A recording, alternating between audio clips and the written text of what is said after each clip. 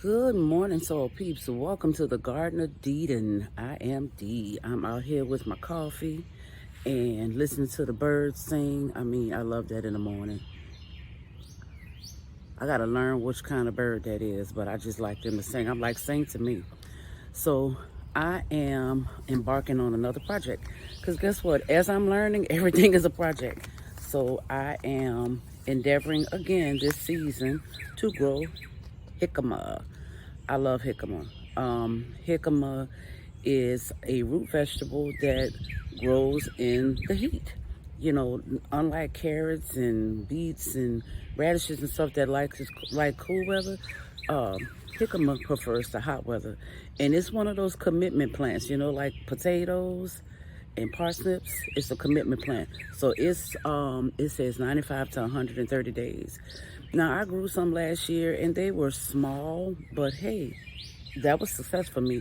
And they taste good, they store well. You can eat them in salads. You can even make a mock apple pie out of them. You can use them as a low-carb alternative to making hash browns or I think taco shells. I see them some places, but I'm gonna try to grow them again. So come on, let me show you what I'm doing. All right, I decided where I took the strawberries out and I put them over here. Here they are on the fence in my little hanging basket.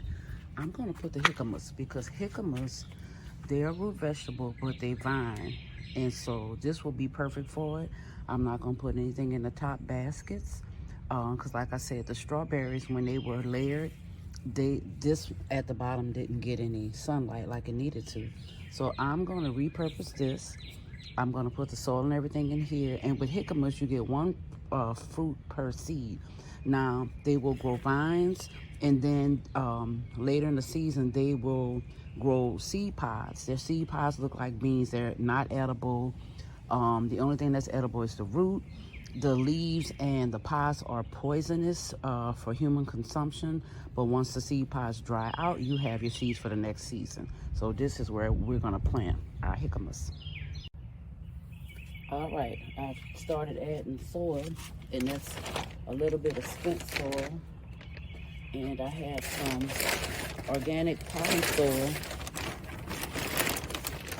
and some other soil that is at the end of the bags. My kids were so sweet to go out and purchase me a lot of bagged soil because I was trying to do my Mel's mix, couldn't find my components, you know, signs of the times.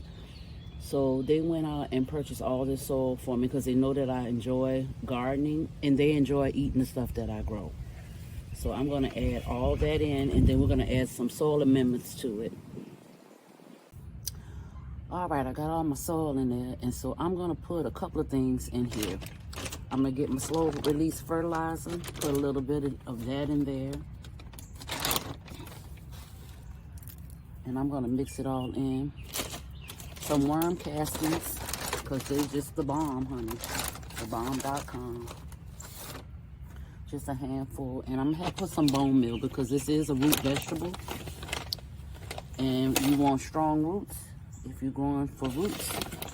So I'm put some bone meal in it and I'm gonna mix it all in. Mixy, honey. I'm excited about growing them again. You know, one thing about it is, I do like to try things, and you know, if it don't do well, I'm not gonna give up. I'm just gonna keep trying until I perfect it. So, the seeds, let me show you the seeds real quick.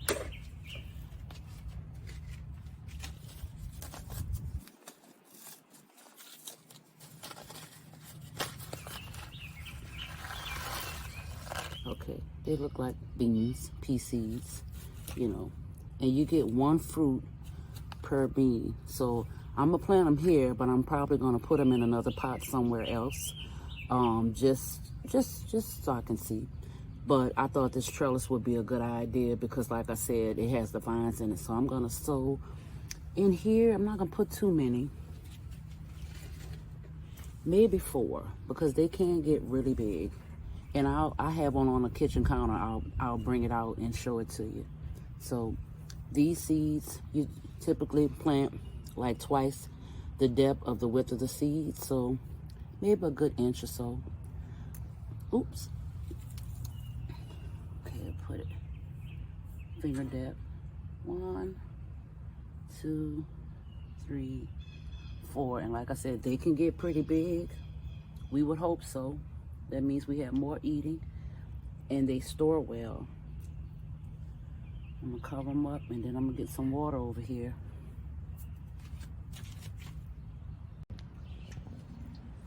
All right, I'm gonna get these little babies watered in, and I'm gonna get some of these leaves that I have to mulch them, to mulch around it. Just want to get it watered in really good. And I'm planting now because I've been following the Growing by the Moon, and this is supposed to be a good time to start root vegetables. So I started some root vegetables in some other places in the yard, in my front yard. Matter of fact, I put some beets and radishes up in the front. So I looked and I said, that's right, this jicama is a root vegetable. So let me put this in and start this.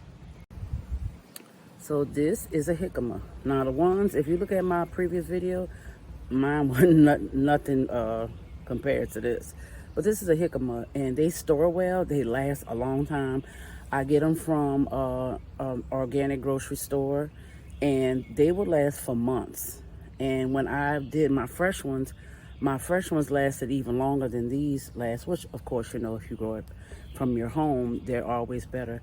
But it has a kind of a sweet taste to it, because I like to eat it just by itself. I mean, when I was introduced to it a few years ago, we were eating it as like little sticks and dipping it in ranch dressing. But I like to eat it by itself. You can use it for coleslaw. You can use it, like I said, for pies. You can make a mock apple pie with it. There's some recipes out there online. You can cut it and slice it like the big wide rounds, and you can use it for taco shell alternatives if you're trying to, you know, do a low carb thing. But they're a really good vegetable, and like I said, this is a commitment plant. It takes 95 to 130 days according to the package. It's just like any other root vegetable that's vining, like potatoes and sweet potatoes. When the vines start to die back, when you get closer to that 100 day, you start seeing the vines die back, that's when it's time to harvest your jicamas. And so if you haven't tried it, you can try it. This is something you can grow. If you're like me, I like to experiment, like to try stuff. Try jicama. Jicamas are pretty good. I mean, once you taste it, I'm sure you're not going to mind growing it. All right, well, thanks so much for coming by the Garden of Eden. If you have not subscribed to the channel, please subscribe to the channel. Leave a comment, share the video, like the video, and stay tuned for some more updates on the garden and what I'm doing. We're still trying to get everything together.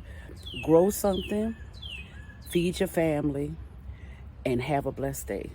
Peace out, soil peeps.